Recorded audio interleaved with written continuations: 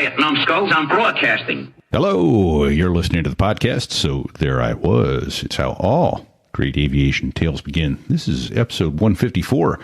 You got me in steerage. Yes. and you know, I can't even begin to hint on how what a magnificent title it is when you realize what that really means. Right. I was, and it just occurred to me too. There were more questions I needed to ask because I put up photos from this man's website, HowieFranklin.com. He's not a pilot, not a drill instructor, not an air traffic controller, but he was air crew on perhaps the most famous airplane in the world for 18 years. Air Force One. There you go. And there were it just occurred to me, I've got pictures of Charlton Heston and Bruce Willis and a whole bunch of others. This dude was dropping names like you and I are dropping F-bombs, only more.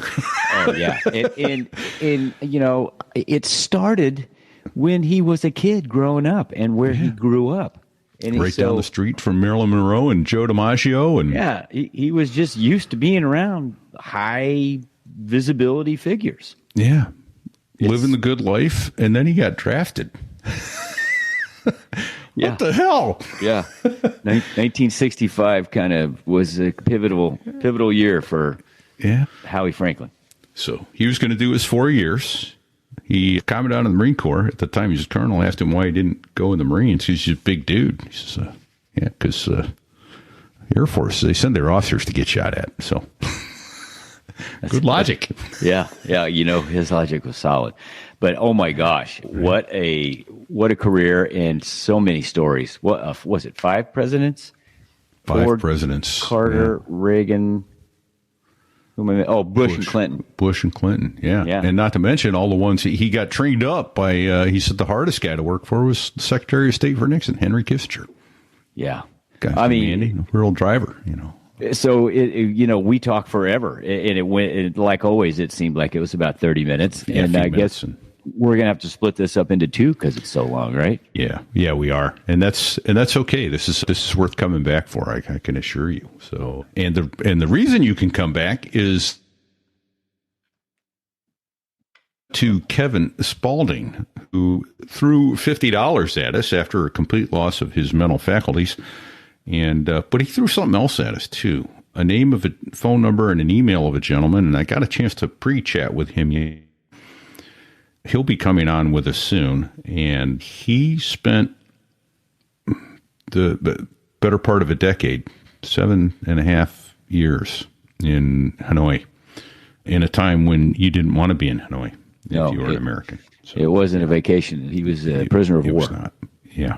And the first thing I did when I got on the phone with him, Fig, is I'm really humbled to talk to you, sir.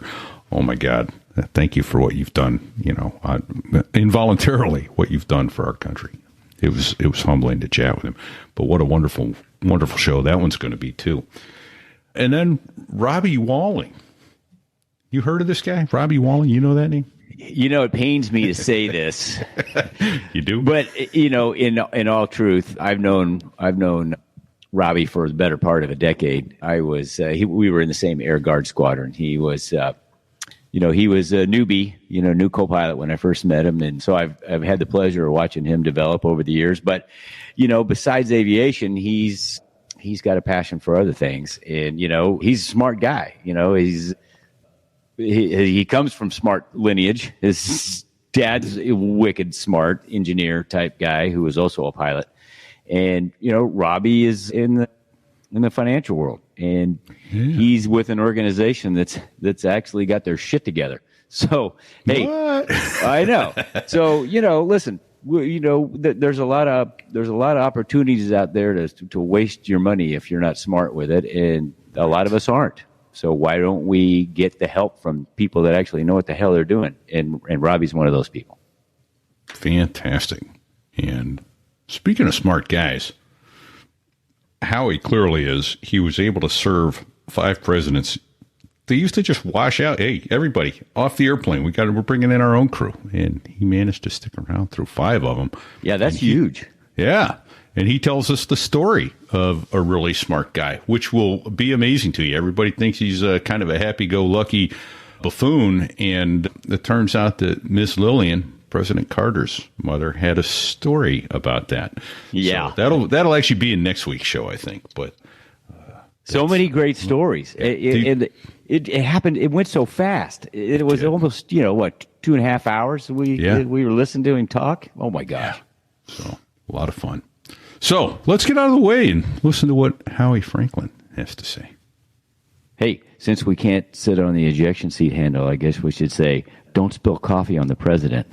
Don't do it. This here is a true story about crossing the pond at night in the world's smallest cockpit, on the tanker, through the weather.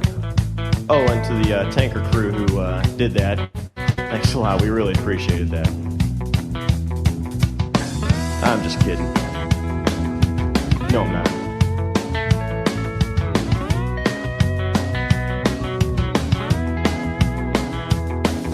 Well, there I was, crossing the pond, and you could see that I wasn't exactly fond. So there I was, crossing the pond, and former Commandant of the Marine Corps General Krulak, who I knew actually from the time he was a full colonel, and this is 40 years ago or so, I was 6'1", 200 pounds, and he said in front of the White House staff, "Howie, why the hell did you join the Air Force?" Okay, I can't wait to hear how the rest of this goes. Hello, everyone, and welcome to So There I Was. And that is going to be the beginning of an outstanding interview. This is Fig. I am actually blessed to be home today. Where's my co-host? I am also home in New Hampshire. Repeat here, everybody. And we are thrilled to welcome with us today Howie Franklin, who was referred to us by our show 5 shows ago, show 149, My Leading Edge, Jeff Moss, who I'm not entirely sure how he met you. I'm assuming it's his affiliation with President Carter. But there we have it. Howie Franklin, who served one or 5 presidents aboard Air Force One. Welcome, sir. We're thrilled to have you. Good morning. Good morning. It's a pleasure. Yeah. So, but you didn't start off traipsing around the world on Air Force One. How is it you wound up going into the Air Force and getting to this path? Yeah, well, I got to give a lot of credit to God because I didn't plan it, and it all worked out. When I was a young, but by the time I was born until I was 15, I grew up at Ocean Beach, Fire Island, with my grandfather built houses, and I was around a lot of movie stars. Marilyn Monroe lived down the street from me, her and Joe DiMaggio. Wow. I remember they had a big hedgerow around their house, real high hedgerows. And 10-year-old boys, we were trying to peek through the hedgerow because we knew that she was sunbathing on the other side without any clothes on. Right on. Yeah. We never got to see anything like that. But the first marital argument I ever witnessed in my life was Mike Wallace, and his wife's name was Buff Todd. But I was around a lot of movie stars, and I was not starstruck. I didn't realize that was part of my training. When I was 16, I got a job at Talisman Yacht Club on Fire Island for the jet set of the 60s. And these were high profile. Very few times on Air Force One did I ever have passengers that were at the same power level and financial level of the people at Talisman Yacht Club. And I was a sous chef. I worked for a Hungarian chef, which was my first experience. And this lady had the tattoo on her arm from the concentration camp in Europe. Oh, wow. She was the former head chef of Fontainebleau in Florida. So she was a top chef with an incredible life story. Working for her was a college course just in itself. Her job in the concentration camp was to pull the gold out of the teeth. Okay. Oh. So, I can't emphasize as much as the education. Then I worked for an American-Italian chef, a Turkish chef who was the chef for Ahmet Erdogan, who was the president of Atlantic Record Company, and also a Greek chef. And he worked for a guy named Harry Theodore Akropoulos, who owned Greek International Line. So I was around all these international people, and I wanted to go see the world. And they were going to put me on a ship as a sous chef, and I was going to go see the world. That was my plan at 19. I got drafted when I was 20, early, just right after my birthday. And I got a draft notice with myself and 4 other gentlemen at the same time. It said immediate induction when passing physical. It didn't say come down for a test and see how you do. Oh, boy. Of course not. I need 5 volunteers to join Marine Corps. You. Yeah.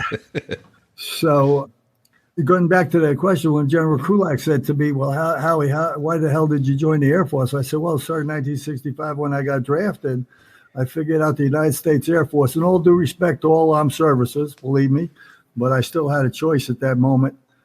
I figured out the United States Air Force is the only armed forces in the United States of America that the enlisted man's not the primary resource to get shot. In the Air Force, they shoot the officers. That's pretty much spot on. Right. Well played, sir. I cannot fault your logic. I can't find any holes in that, sir, at all. No. That's pretty spot on. Right. Well, the thing is that I put in for food service because I said to Mr. Acropolis, if I do 4 years in food service, can I get on a better ship? And he said, sure, no problem. That was a big deal to me. To him, it was actually nothing. Right. So I go to the Air Force food service, very toxic environment. It was not the type of food service I was used to. Everybody hated what they did. I was stationed in Rapid City, South Dakota, and that was not pleasurable for me coming from the South Shore of Long Island. And then I went to Guam. I ended up in the in-flight kitchen, and flight crews liked me, and they wanted me to cross-train. And I said, what do I got to do? They said, well, you're going to have to. No, I said, what do I do? They said, well, you're going to take care of the general and take care of the airplane, fix the meals. I said, I've been doing that all my life. I can do that. And he said, well, you're going to have to extend 8 months over your 4-year commitment. I said, no, you get the wrong guy. I don't think so. I wanted out as fast as I went in to get out as fast as I could. And they said, well, we want to put you on one flight to see how you like it. When I look back on that, they pulled me out of the food service field and put me in this other field and sent me on a trip. I had a 3-star general and 24 full colonels. Went to Okinawa and spent about 30 hours. My best friend in the Marine Corps was stationed there. He was the only enlisted person living off base because he had married a round-eyed stripper. Oh, well, that's unique in Okinawa, right? Yeah. Right. And, this is 1967. Yeah. She was making $350 a week, and he was, you know how those Marine NCOs are. He was loan sharking the money out. He was living good. Oh, yeah, he was. Yeah. And then I go to Taipei, Taiwan for 5 days. It was the time of my life. And the crew kept on joking with me. What are you going to do? They know I like what I'm doing. Okay. The other thing was the first meal on the airplane was a sandwich meal. And I'm from Long Island. I had the Long Island deli sandwich. I gave them a French dip sandwich with about 2 inches of meat on it. And the crew was going, who the hell is this guy? What is this? Damn. I didn't know the last guy was giving him a slice of ham and a slice of cheese. So Can I stop you just for a second and ask a vital question so Sure. my brain can cage? What kind of airplane are you flying around on? KC-97. KC-97. Thank you. So what is that exactly? It's a Boeing Stratocruiser pre-707. Okay. Wow. And but I noticed the crew. I went from this toxic environment. The whole flight crew, they love what they do. You know, and the pilot came up and treated me like I was a human being. How about that? What the hell was he thinking? Yeah. And, you know, and so I went from this toxic environment to a happy, everybody enjoys their job environment. That had an impact on me. So we came back off the trip, and the crew was joking. They knew I liked what I was doing. And so anyway, he said, well, whatever you do, you still got to go to personnel. I said, for what? They said, well, you got to go collect your per diem. I said, what's per diem? They said, well, they paid you so much a day while you were on the trip. I said, you paid me. I would have paid you to do that. Yeah. Shh. Don't repeat that. There it so, is. All right. Yeah. And then Bago threw up a picture of a Stratocruiser there. All right. Well done, yeah. Bago. Even with bad internet, he's still back there whipping ass. Yeah, right. Exactly. That's got props and a jet engine on it, Wayne. No, well, that one does, but we had 4 props, big engines, a lot of oil. Yeah. If it's leaking oil, you know it's got some. Yeah, we were flying to Japan on one of the trips, and the colonel said to me, looked out the wing, and there's this oil running over the back of the wing. And he said, Sergeant, you look at that. I said, sir, that's good. He said, what do you mean that's good? I said, if there's no oil running over that wing, there's no oil in that engine. Right.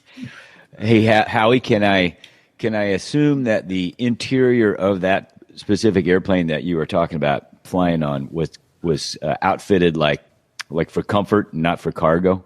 Right. Correct. Okay. Yeah.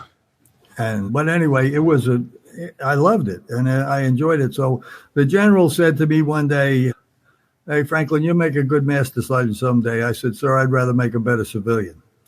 And he said, "Well, you're going to Andrews Air Force Base for a TDY, and they're going to look at you and you're looking at them." I bring God into it again because so when you got to Andrews, they had 118s, they had Convairs, they had Jetstars, they had these tankers that were converted into passenger carrying airplanes. We referred to those as Air Force submarines because there was no windows. But anyway, and I get put on the big birds, the 707s, the big 707s. All right. Oh, he's got one there. All right. You know? Yeah, there it is. Yes. I'm 25 years old, man, and you know I got a lot of culinary experiences that I didn't brag about or anything like that.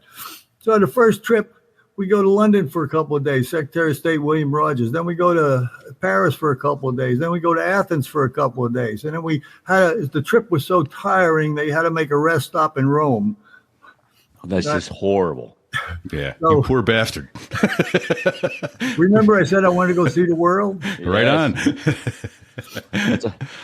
But, you know, that's how it started. And I got into the 89th, and I'm flying the Secretary of State, Secretary of Defense. I got to show you a picture of my trainer, okay? There you go. Oh, look at that. That looks like Henry Kissinger. It And is look at his indeed. signature. Can you see his signature? Move it up just At a the little very bit. bottom, yeah. There we There go. it Oh, is. yeah, there we go. Oh, well, look at that. Okay. Is that beautiful? Yes. There's So I'm honored with that because there's not many people in the whole world that that he would sign it and write it out. Usually a calligrapher writes it. That picture. That was us in Damascus okay. doing a peace agreement with Syria. But So Kissinger at the bottom of the stairs and all the various I'm State at the Department top. folks. I'm at the top up there. I was still a staff sergeant in the Air Force. But anyway, that was our crew. Yeah, he was the trainer. If you could work for Dr. Kissinger, you work for anybody. He was tough. He led through warlord management. That means fear and intimidation. Was he in the Marines? Well, he was an Army corporal, I understand. Is that right? Okay. Yeah. All right. And but I figured out coming from Long Island and the area I grew up in, Bayport, Long Island, Sayville, I entered the service in 65 with no prejudices, no biases. I never grew up with anything like that. And I didn't realize till later on that was a big advantage to me in the service because there was a lot of that other stuff going around. Kissinger paid me the greatest compliment I ever had in my life. He looked at me and he said, "You treat me better than an old Jewish mother." That's great. We would that trip to Damascus, 34 days. We were supposed to do a 15-day trip and end up 34 days and going back and forth from Tel Aviv to Damascus and back and to Cairo and back and forth. And he had Secret Service detail because there were so many people that wanted to pop him. So we were coming back from Damascus and we're on the ramp. He didn't trust any embassies. Any transmission of information went back and forth to the White House, to President Nixon or other people, all came from our airplane. There goes my light. Yeah, you got to move around a little bit. Yeah. Don't I? You're good. Yeah, we You're can good. see you. It's all right. Can you still see it? Yeah, we can still see it. Yes, sir. Okay. Yeah. So anyway, we came back from Damascus, and I'm on the ramp with him. He carried all his briefcases with all his information, and as I said, all the traffic went through our airplane. And he turned to the Secret Service agent and said to him, while I was standing there, "Sir, I'm really concerned about all these death threats. I mean, it's really serious." And he gets to hear about them. And he said, "I'm really concerned. What do you think's going on?" And the agent turned to him and said, "Don't worry, sir. We'll never let him take you alive."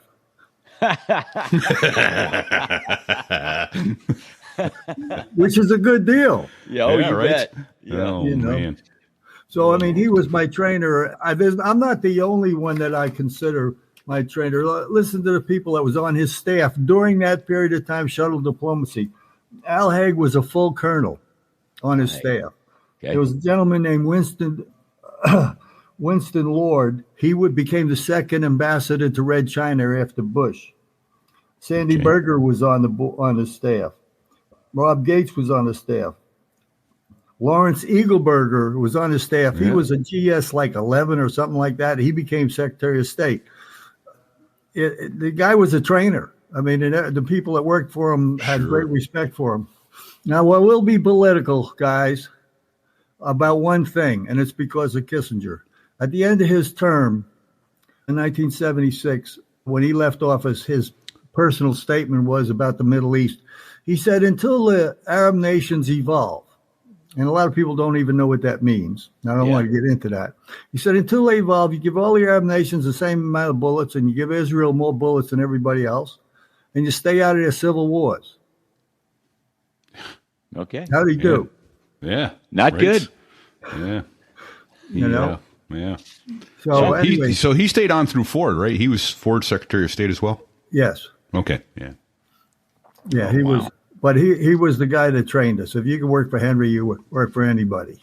He was. And you know, as long as you didn't bullshit him. If he said, if you did something, he'd say, who did that? I did it. Well, don't do it again. Okay, no problem. But you start giving him bullshit, you're gone. Okay. Well, fair enough, right? I mean, that's nothing wrong with that approach in that sense. So I guess here's a question I wanted to ask, maybe more towards the end, but I'll ask it here, and then we'll get to it if it's not. Who was the most difficult person to work for? Was it Kissinger? Yes. Okay. However, if you knew and you understood, find out what somebody said, how do you get to work for 5 presidents? And, Dr. Kissinger, what you do, you find out what they want you to do, and you do it with a good attitude. Well, there's a concept nobody seems to know about anymore. Weird. Do what? Yeah. Yeah. It doesn't sound like a secret sauce at all. Right? Yeah. And yet it seems to be. Oh, too funny. Okay. So how did you wind up transitioning to Air Force One and presidential service? Well, I was in the outfit. I was flying the big birds, and we would fly all the Secretary of State, Secretary of Defenses. Now, in the Congress, one of my moments I remember, there was a gentleman named Mindel Rivers. He was a congressman from Charleston, South Carolina, very proud, powerful gentleman, head of the Armed Service Committee. And one day, I'd been around the world with him, and one day he came in the back and he put his hand on my shoulder and he said, son, he's a Southern gentleman. Where about you from anyway? And I said, well, sir, I'm from Long Island. And he said with some disdain in his voice, Long Island. I said, yes, sir, but I'm from the South Shore of Long Island. There you go. So one time we're going to Brussels, and I'm still a young staff sergeant in the airplane, and he was leaving the airplane. I said, sir, I know you quit drinking, but I put a bottle of Jack Daniels in your bag in case you have guests in your room. He said, son, you're going to go far someday. Fantastic. Oh, man. So anyway, when I'm flying the Secretary of State, Secretary of Defense, I'll get back to a story. There was at Talisman Yacht Club, this is 1960s. We had form-fitted sheets on the bed. Nobody else had that. Striped form-fitted sheets. We had a masseuse. We had our own seaplane service from Manhattan going back and forth to Fire Island. There was all these big wheel super guests. One of them was a lady named Happy. And the area, it was a very risque joint. Okay. They're a lot of money. They all dressed like they were living in the French Riviera. I have never seen a woman that wasn't showing some lace underwear somewhere. Okay. and they do some pretty risque stuff. I've been, my friend Timmy alerted me and said, Howie, you got to get up there all jumping in the pool naked, and they're drinking martinis out of beer pitchers and stuff like that. Well, one of the guests was named Happy. And 10 years later, I'm working for Nelson Rockefeller on Air Force Two, and guess who the first lady is? Happy Rockefeller. No. Same lady. No. Now, when she saw me, I can remember this today, she gasped. I've seen her naked. Don't you? Yeah. Okay, and here I'm the steward, and she went, Howie? And I said, Rose Mateus. They used to everybody drank Rose Mateus wine back then. Yeah. And she said, "Oh, you remember?" And I kind of neutralized it, but everything went okay. But that was a shocking experience for me and for her. Oh, yeah, right. It was one of those small world, just a small world, Yeah. Holy shit. And in 1976, I was flying with Dr. Kissinger in South America, and a phone call came in from the chief on Air Force One. And he said, "When you get back off the trip, Howie, I want to talk to you." Well, that was a phone call a lot of people were waiting for, and I was the one that got the phone call. One of the things I knew, I was told, I had some mentors along the way. If you wanted to go to Air Force One, and it was not necessarily my high priority, I just wanted to enjoy myself more than anything else. Don't tell anybody. As soon as you tell somebody you're going to Air Force One, you're going to have people working against you. I never said it, never indicated that. Yeah. And so I got back off the trip with Kissinger, and I went in, and Boyd was still president at the time. It was getting close to the campaign. And Charlie Palmer, which is the best boss I ever worked for in my life, he set me down. He said, "We'd like to hire you." And I was a flight examiner, and they didn't have a flight examiner on the crew. And he had heard good things about me. So being a flight examiner didn't hurt. And anyway, he said, "We'd like to hire you, but however, you realize that the campaign's close. And historically, they used to change crews. So we can't guarantee you a job. The thing is that you need to work for the White House for a year to get the airport, the presidential service badge." Okay. Yeah. He said, "So you may not even get the service badge. If you're willing to take that risk, we'd like to hire you." And I said I would. And one of the things I thought was kind of neat, I knew President Ford as a vice president. I knew him as a congressman and as a gentleman, believe me. Mm-hmm. And one of the myths I had mentioned this, that he was a klutz. I mean, that was really the myth of the world.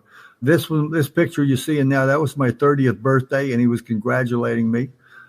The man was the best athlete of president we ever had. We were in Salzburg, Austria, and he tripped when he went down the stairs. But if you look at the tape, he rolled like a football player. The guy is a black diamond skier.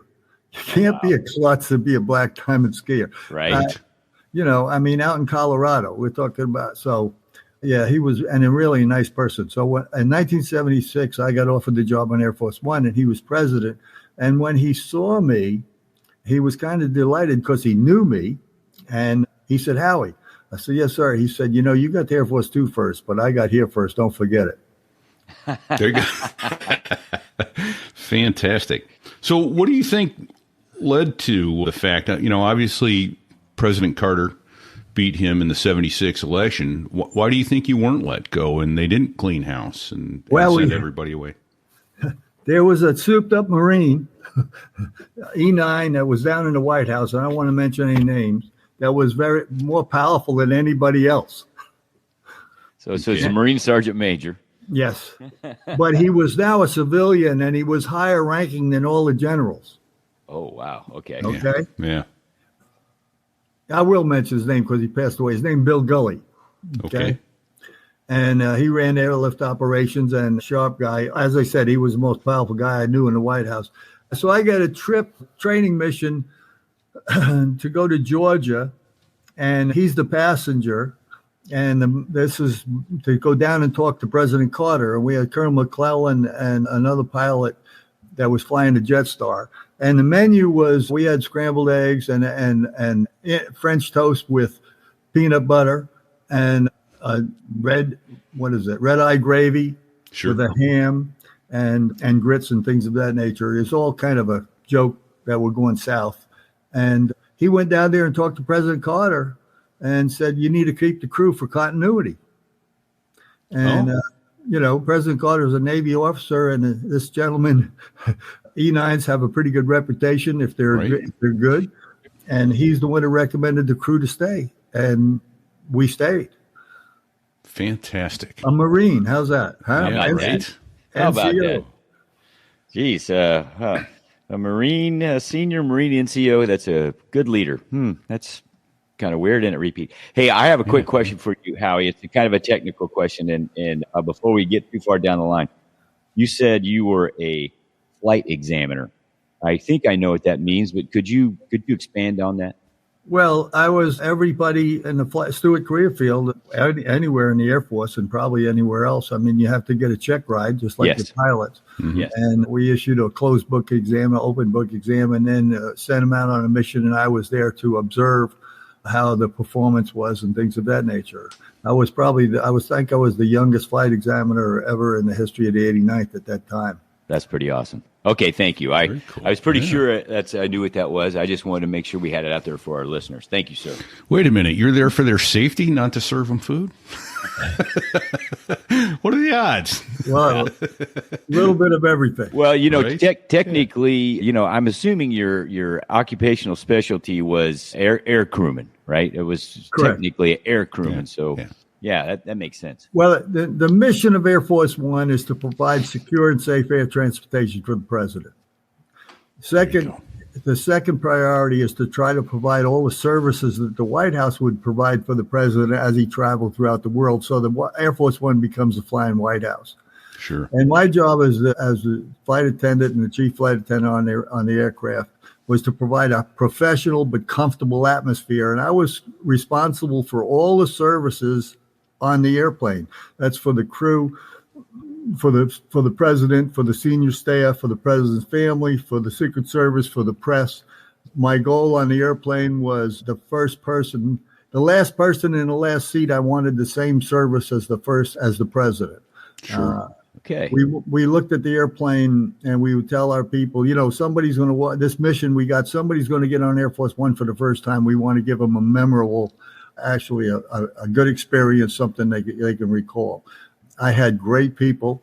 I got dinged a little bit from some of the higher echelons because I didn't hire all 10s. Can you imagine having 18 10s working for you? Oh, Yeah. that'd be tough. Well, yeah, but everybody individually liked these 10s and things of that nature. I was looking for people that could play and work well with each other.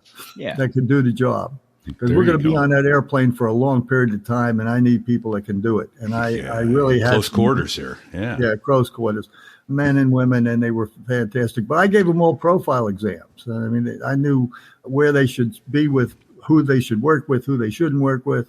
And I'll give you an example. One mission we had with President Bush, we took off at 7 a.m. That means I got up at 3. I'd rather take off at 6 at night because I got a good night's sleep. Right. Okay. So we take off at 7, go to Daytona Beach, sit on the ground for 3.5 hours. Take off from there, go to Charlotte, North Carolina, sit on the ground for 2.5 hours. Took off from there, went to Andrews Air Force Base, sat on the ground for 3.5 hours. Took off from there, went to Warsaw, Poland. Whoa. All in a day. Wait a minute, we're not done yet. We sat on the ground for 5 hours and then flew to Munich, Germany. Oh, my gosh. Okay. I kind of lost track of how long a day this was all of a sudden. It sounds like we're up to about 36 hours in this day. But Right, 36, 38 hours. And when we got there, after the mission was over, I had a debriefing with my people, and I said, "You guys don't know how good you are." I said, you got off that airplane after 30-some hours, and you're still generally nice to each other. Okay, that's a big deal because I'll give you an example. I'm going to put you and a person that you're madly in love with at your peak of romanticism, put you in the Lincoln Continental and let you drive from Andrews to Disney World, which is 16 hours. When you get out of the car and you're at the peak of romanticism, when you get out of the car in Orlando, you better be very careful how you talk to each other. right. And I said, and you guys are better than that. And you're not romantically inclined here. So, Right. Oh, fantastic. Well, and I realize Secret Service handles security, but what was security like, and did it change much over the term of your 5 presidents with whom you worked? Or was it, because obviously you guys are crew, but are you still being screened like crazy, or were you a known entity at that point? They'd done your background checks and trusted you. Well, I would imagine there has to be a lot of trust. Yeah, there is. But at the same time, we had what they called then, I don't know what they call it now with the woke stuff. It was referred to as a Yankee white clearance. Okay. I mean, I had access to whatever the president saw, Yeah. That's pretty high level. Yeah. Yeah. And The stories you could tell, but won't. But yeah, and security was always one of the things in my job, as far as giving I was the hotel manager of the airplane and responsible for all the services. And if there's a party or a celebration or the meals or whatever, But my main responsibility was to make sure that everything that was consumed on that airplane wasn't tampered with. Sure. Oh, yeah. And, okay, the food and the drinks. How about the chewing gum and the toothpaste and the mouthwash and the candy? And that was my total big responsibility. So, yeah, but security got, they don't help you get your job done sometimes because their security is important, and I agree with that. I understand after 9/11 it got even worse. So, I can only imagine. Can I ask a logistics question, Howie? Sure. Was the food prepared off-site and catered onto the plane, or was the food actually prepared on the plane? Okay, I'm going to get a little bit of jog on it. That when I was at Talisman Yacht Club, the chef and I on Friday night he'd plan a meal, and there was a lot of European people, so we had a lot of European food. And it would Friday night dinner, a Saturday breakfast, Saturday lunch, Saturday dinner, Sunday breakfast, Sunday lunch, and then he'd make a menu. After he identified the meals, then he'd make a menu, then he'd make a shopping list, and then we go to a grocery store and go shopping. And I'm 16, and I'm realized I got to put all the frozen stuff together, refrigerated stuff, the dry stuff. Then I got to go to the liquor store. I'm thinking I'm just doing the work, and I got to buy gin, and I got to buy vodka, and I got to buy all the complements, the lemons and the limes and the olives and the onions and all this other stuff. And that was just my job. On Air Force One, I get an itinerary. And where we're going, and I look at it, and I identify how many lunches, how many breakfasts, how many dinners. And all my stewards were trained to work in all positions. They rotated around. At one time on Air Force One, there was aisle people and galley people. And I didn't like that concept because the people in the galley forget what it's like to be in the aisle. People and I forget what it's be. And we went to Culinary Institute of America, did a training mission for us to prepare food on Air Force One. So here on my Air Force One, guess what I do? I identify the meals, and then I go into my chefs. I pick 3 people for each galley, and I would I give them how many breakfasts, how many lunches, how many dinners, how many birthday parties, whatever it is, give it to them, and they design the meals. Now, I could design the meal. Guess what? When they do it, they're going to make damn sure it's done right because their name's on it. So, and then they go shopping.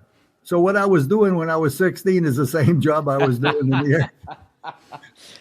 Oh, that's fair enough. Yeah. Thank you. Okay. Yeah. But also now, and everything's prepared on the airplane. Some stuff's pre-prepared in the kitchen. And on Air Force One, when we had a 707, we had very limited refrigeration, extremely limited. If we had anything, and they don't want me to go shopping in Beijing or Cairo. When I flew at Kissinger, the embassies hated me. When I walked in the door, they'd scream because they were delivered all these goods, and I was going to take them to put on the airplane. But, we shop for everything, and everything's homemade and done on the airplane, and nothing's catered.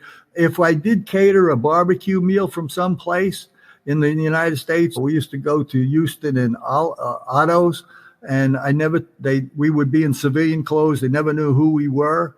And we'd get barbecue, and maybe afterwards I'd get them a picture signed by the pilot that they could hang up in the restaurant. But that would only be after we picked up the food. Okay. Hey, and that kind of segues into another question I wanted to ask you. When you were on Air Force One and it was a mission status, were you guys, the air crew, wearing uniforms, or was it civilian attire? It depends. If the airplane's going overseas to an area where they don't want to identify a military, the flight crew would wear civilian clothes. Our flight attendants always wore civilian clothes. I mean, and I read the book Dress for Success, and I worked real hard on that. And my pilot, Danny Barr, who's a great leader, he said, "Damn, Franklin," he says, "your stewards are looking better than the president." Well, I'm going to throw up this picture. Well, that was the squadron. Okay. That was a squadron. That was McDonald's. That was his congressman. So you're on an airplane, but yeah, he's got a paper McDonald's hat on and a tray with the burger and the Coke. that was show business. Sure, right? Yeah. We're probably in the Middle East coming out of Cairo, and we showed them McDonald's. They loved it, But our own meat and our own potatoes and stuff like that. Sure. But yeah, it's a big challenge in every respect. I can only imagine just the security on the food alone. Well, let me also bring it to your attention. Everybody pays for their meals on Air Force One. I bill everybody. It goes to the White House. I mean, I build Hillary. I build Bill. I build Chelsea. I build the staff. I build George Stephanopoulos. Everybody got a bill. And in other words, if I shopped the 747, we'd shop for 100 people, including the crew. And if you didn't eat, I wouldn't charge you. Okay, but whatever it cost me for the meal, that's what I would divide it by the number of people, and that's what we would charge. Okay. Well, that makes sense. The Air Force should be paying for that. The press, what I understand, the press paid a coach fare plus $1 to fly on the airplane, but then they also had to pay what they consumed. Okay. They got a bill for their meals. So there's no free meal on Air Force One. That's what I'm hearing. No free lunch. Yeah. There was during the Nixon administration, and then when he got in trouble, they started charging. So the taxpayers were paying for it up until that point. Oh, okay. Hey, all those passengers are on per diem.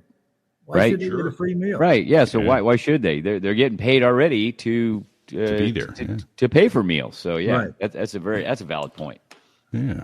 Would you have a question? Repeat, because if you don't, I do. I'm curious. You talked about the press and all that. Well, Tom Brokaw isn't sitting up there with President Carter in first class, as it were. Can you describe, without giving away the secrets of it, how Air Force One is divided up? And obviously, we'll talk about this too. You went from the 707 to the 747 during your tenure. So, can you talk about how it's divided up without giving away national secrets?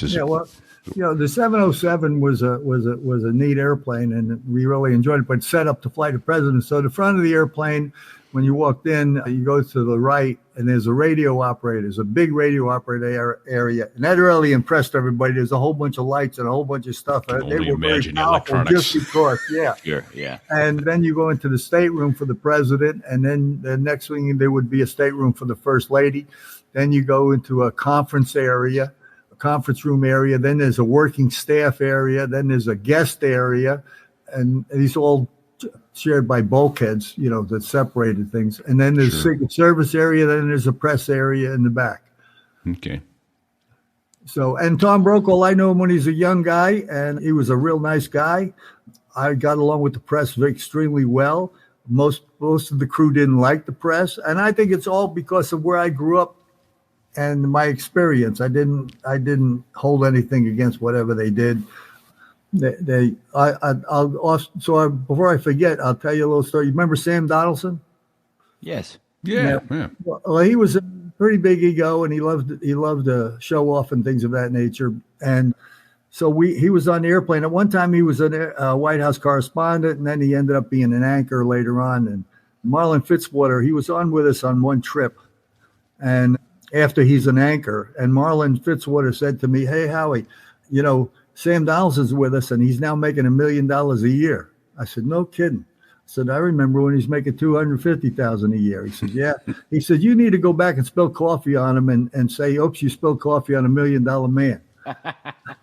So I said, "Okay." And I go back, and Helen Thomas is sitting there at the table, and Sam's sitting in the corner, and two other representatives, press people are sitting there. And they were all drinking coffee out of this little plastic coffee cup with the presidential seal on it. And they all kind of enjoyed that. And they were drinking coffee, and I shoved the table in front of the press, and I said, "Oops, I almost spilled coffee on $1 million man." Now, I want you to know, Sam is beaming because I told him.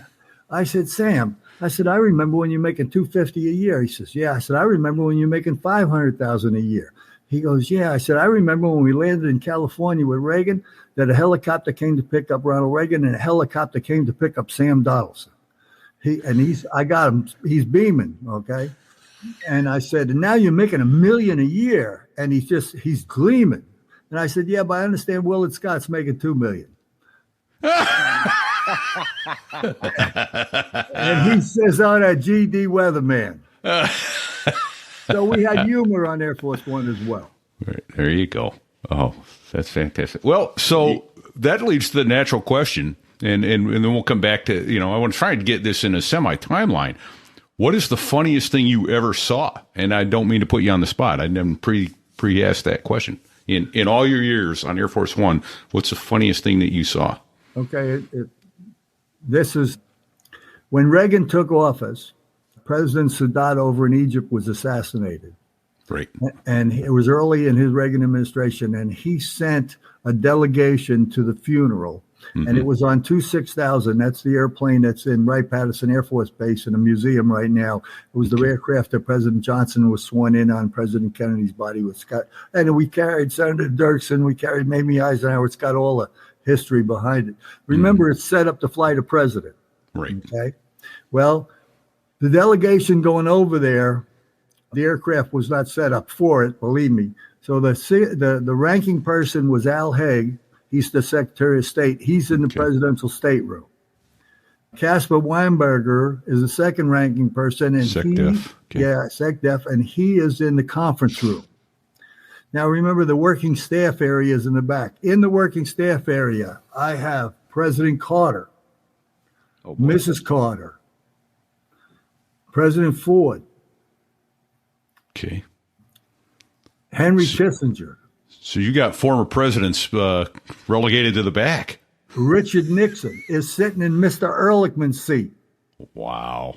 I mean, is this a great country or what? Yeah. Henry sees me and he grabs my jacket. He said, "Howie, you did it." I said, "What?" He said, "You got me in Steerage." Okay, you got me in Steerage. Fantastic. We're going across the pond, okay? And sooner or later, you got to go to the bathroom.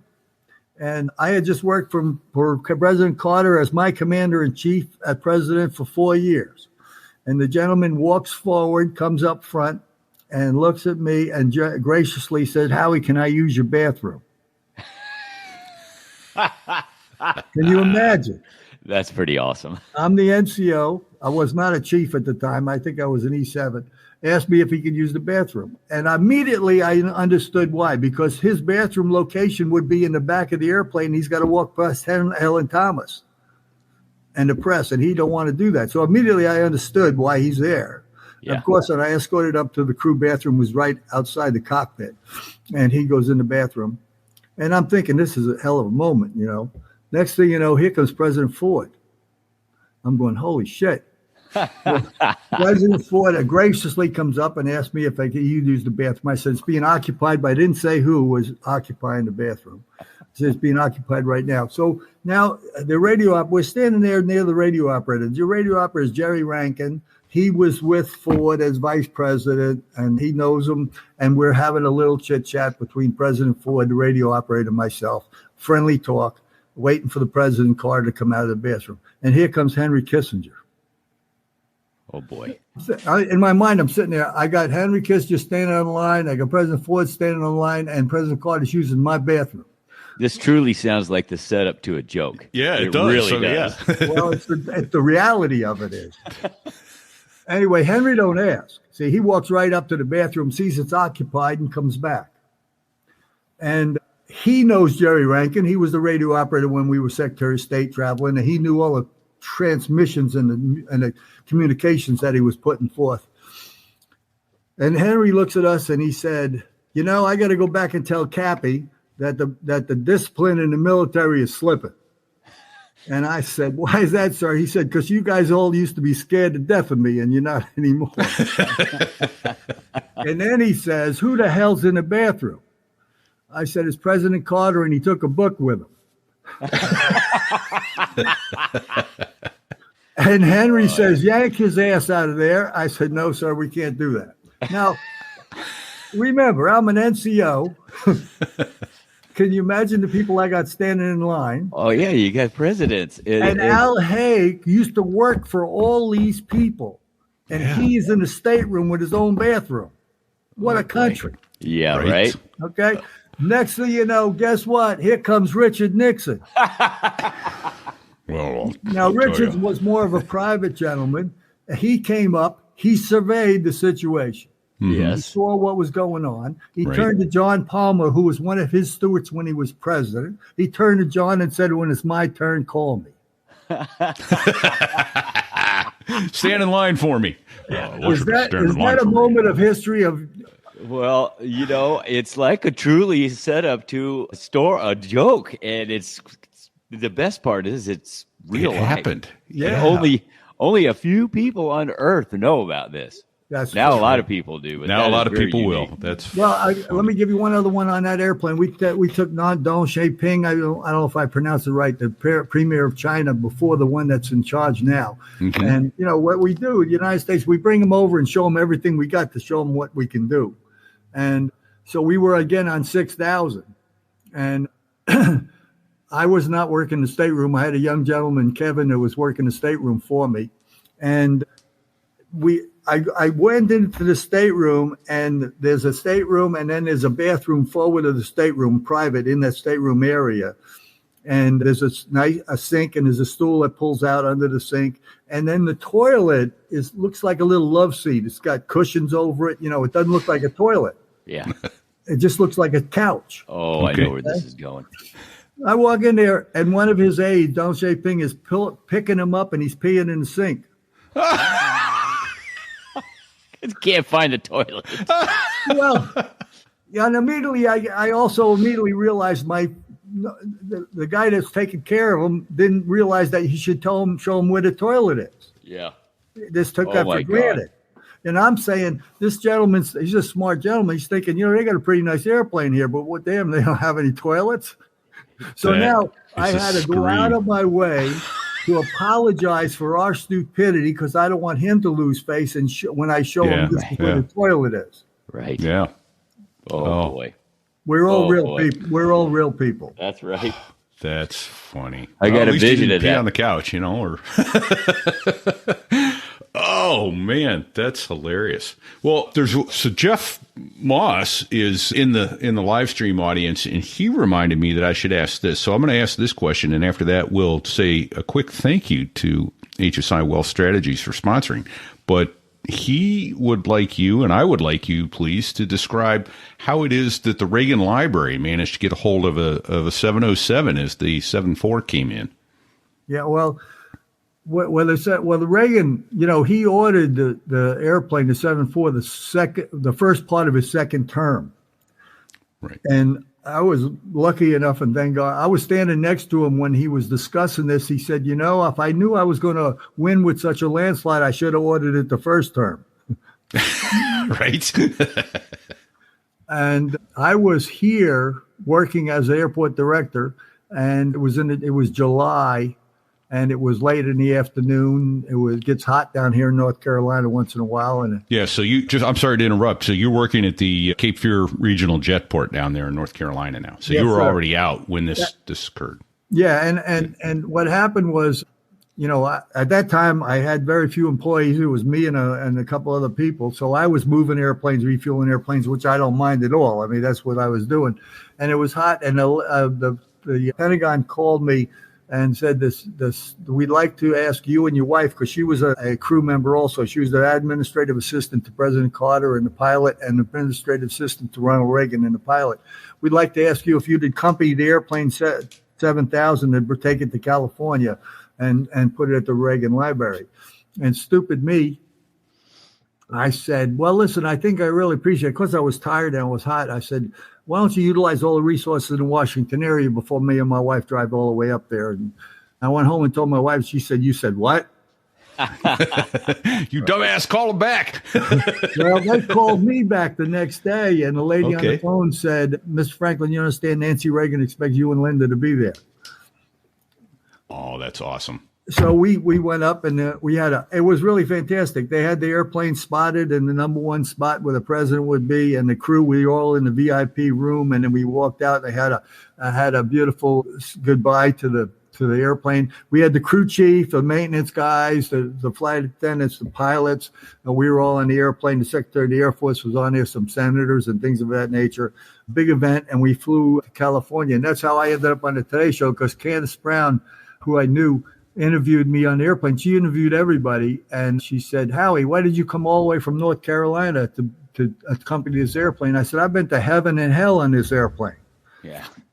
And that's how I ended up on the Today Show. But we flew out in California, and it was really a big event out there. And our crew chief walked up and gave the log books to Nancy Reagan, and we turned the airplane over to her. And that's how it ended up in the Reagan Library.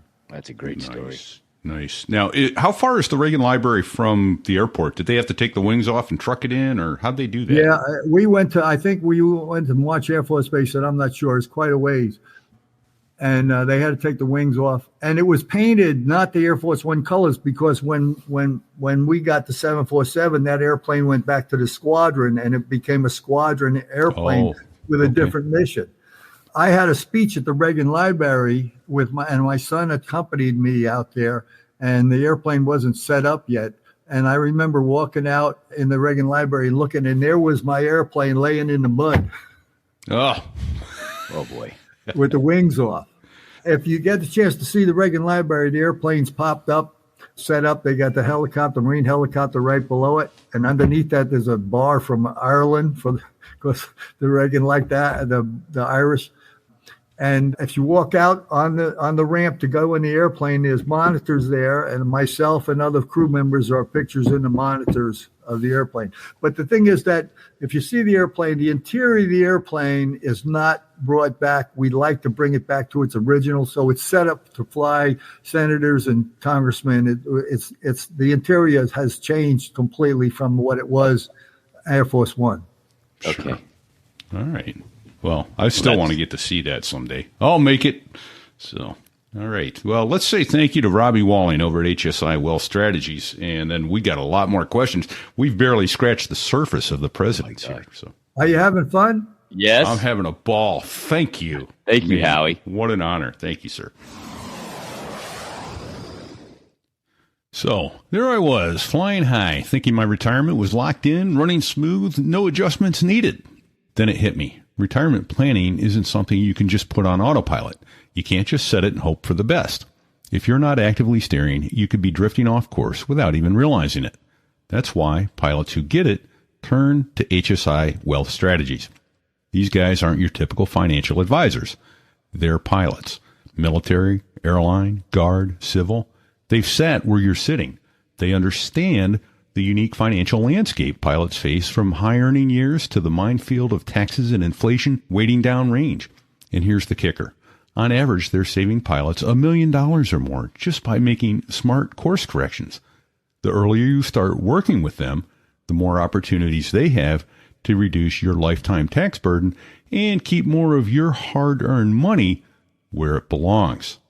But don't worry, even if you're closer to your Centrum Silver years, they have the expertise to help make the most of your approach to retirement. Now, let me ask you something.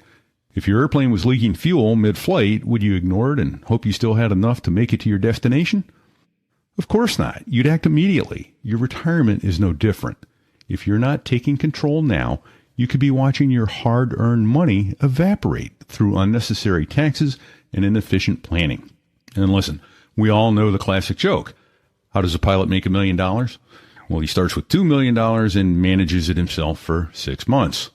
Funny? Yes, but humor has truth to it, and this one is painfully true. So here's your wake-up call. This is your moment right now. You have a choice.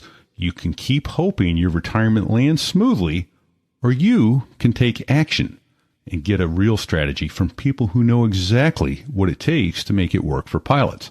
Call Robbie Walling at 214-538-7030. That's 214-JET-7030. Or email robert.walling@nm.com. That's robert.walling, WALLING, at novembermike.com. Because when it comes to your financial future, you only get one final approach, and there are no go-arounds. HSI Wealth Strategies. Pilots guiding pilots to a smooth landing in retirement. Well, fantastic. Thank you so much, Robbie, for sponsoring this show and bringing these amazing stories. So, wow. Like I said, we've barely even scratched the surface. So as long as you can sit with us, we'd be thrilled to have you keep chatting with us. Great. Well, what I'd like to ask, so you were witness to modern history, and I don't even know where to begin. The couple of the big ones come to mind was, well, I guess you obviously weren't on Air Force One yet. Where were you the day Nixon resigned, and what was that like? Well, I remember when he left, and the airplane 27,000 took him to California. Okay. I remember when they departed, and I was out there and saw them depart the area and things of that nature. Mm-hmm. But that's basically. Okay. And then the other big one that I recall, now you were on Air Force One, was the nearly successful assassination attempt on Ronald Reagan. Oh, I got to back up. There were two assassination attempts on Ford. Were you on Air Force One by then? No, it was Okay. right after that event happened. Okay. All right. And then and Reagan actually got hit. What I can only imagine what the mood was like, because regardless of politics, these are the people that you're working around and serving. And I imagine that there's some friendship grows, and that's got to be a tough. What was that like? Well, my wife, and we weren't married at the time, we were playing racquetball at Andrews. I walked out and somebody told me he got shot, and everybody was really upset about it. And, he had a great sense of humor. I want you to know, I tried to catch him for 8 years being phony. I unfairly laid for him. I said, this guy can't be this good. And he was. I mean, he was, whatever you saw on television, he was even more of a leader behind the scenes. I remember we took him to California after he healed, and Secret Service came up to me when we would depart, and he said, if I got shot, I wouldn't be working this hard. He was out there cutting brush and riding horses and doing things like that. I'll be darned. Yeah.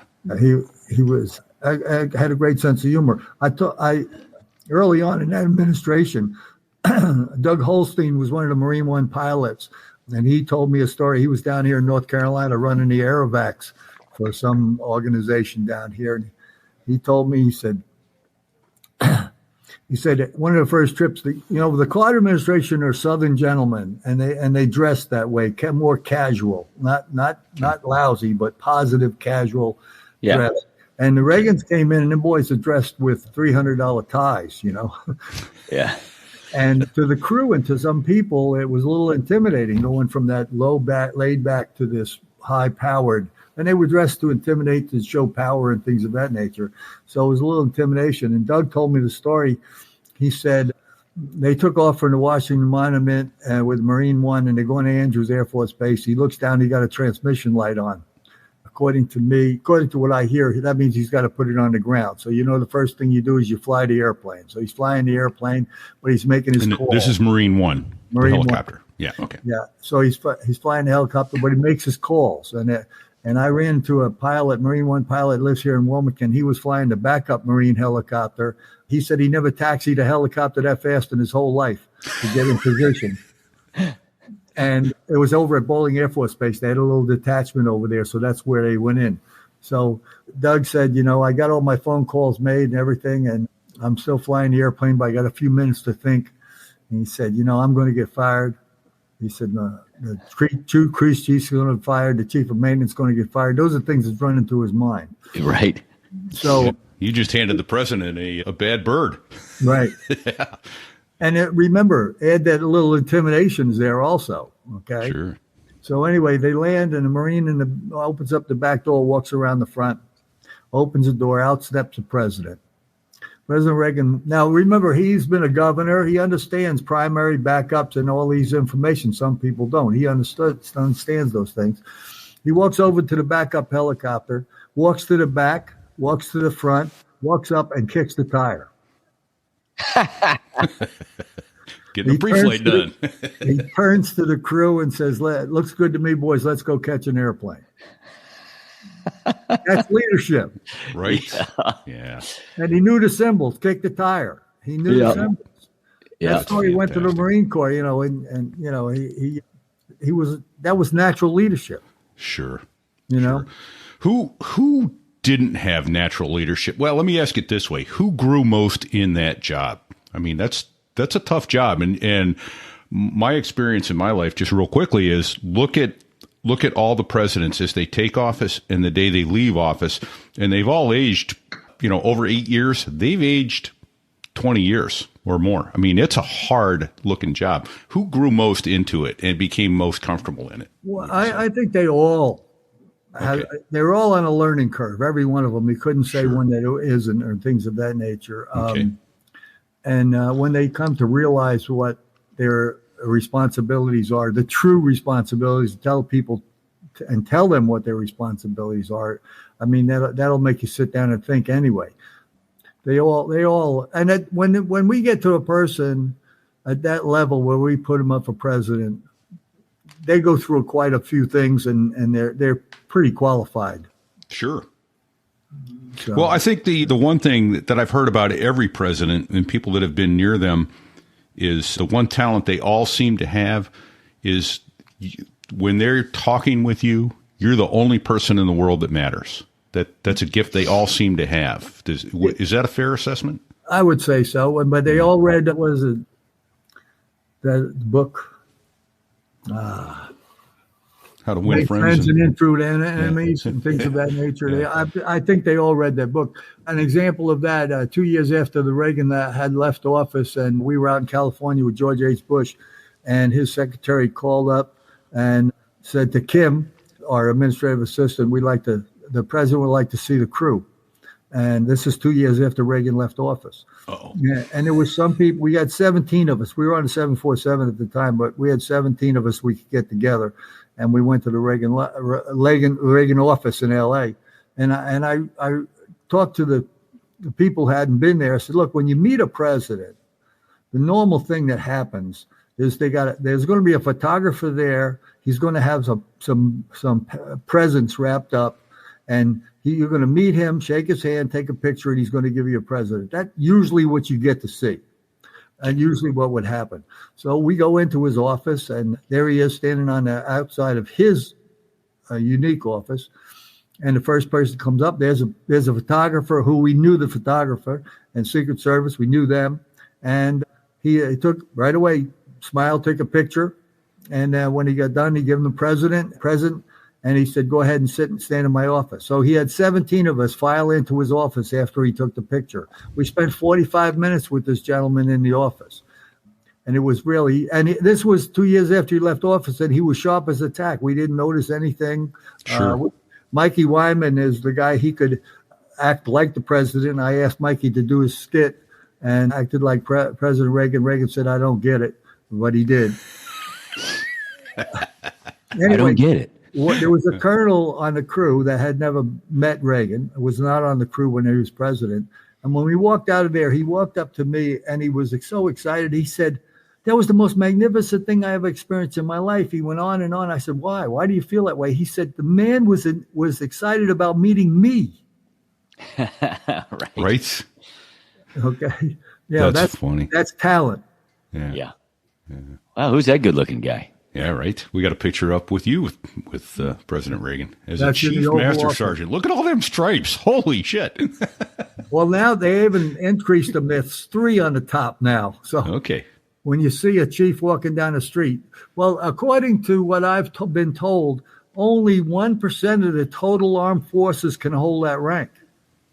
I believe it. You know, it's got to be like a pyramid. Not everybody can achieve that rank. And man, those are the guys that run the show. Well, you can make 1% of total armed forces that can hold that rank. It's you can make brigadier general easier. Oh yeah, than you make E9. I believe that. Howie, I have a question that's burning in the back of my mind. I got to get this out. Are you ready? Sure. So you obviously stayed on Air Force One for multiple administrations. And you earlier in your interview here, you alluded to the fact that when you got hired on, the risk was, well, a lot of times, new administration changes the crew on Air Force One. So how is it that you got to stay over and over and over? Is it just because you're that damn good? Because I kind of think that's probably why. Well, the whole crew, we were unique in the Air Force, and there were some people in the Air Force didn't like that. I had Air Force One pilots that had balls bigger than you could imagine. And I mean, and we ran our own show, and we had a carrot and a stick to a certain extent. If you got hired on Air Force One, we expected you to give 100% with 100% attitude. And even if you got fired, we're going to get you a good job, because you're setting yourself up for tragedy if you mess up. So even if you're willing to take that risk, we're going to still try to get you a good job. So, I mean, and it worked out really well, because I had a carrot and stick with me. You give us 100% with 100% attitude. I can help get you promoted. We can, do this and do that. And, for continuity, I really believe it's valuable. And they may have lost some of that continuity. Imagine you're changing presidents, you're changing staff, and now you're changing crew. Yeah, it sounds like it was for disaster. Yeah, it was to the Air Force and the United States advantage to keep continuity around. Now, I don't know why, but when I was there, and I left in '94, and it lasted a couple more years after that, a couple of administrations. But right now on Air Force One, we had 38 people doing the job. That's crew, radio operators, pilots, co-pilots, flight engineers, office staff, and flight attendants. They now have 385 people, so they tell me. Oh, my gosh. Whoa.